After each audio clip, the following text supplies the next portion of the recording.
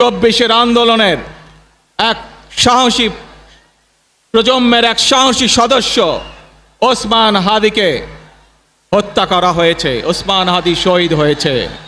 প্রিয় ভাই বোনেরা, ওসমান হাদি চেয়েছিল এই দেশের মানুষের জন্য গণতন্ত্র প্রতিষ্ঠিত হোক, এই দেশের মানুষের গণতান্ত্রিক অধিকার প্রতিষ্ঠিত হোক, এই দেশের মানুষ তাদের গণতান্ত্রিক এবং অর্থনৈতিক অধিকার ফিরে পাক।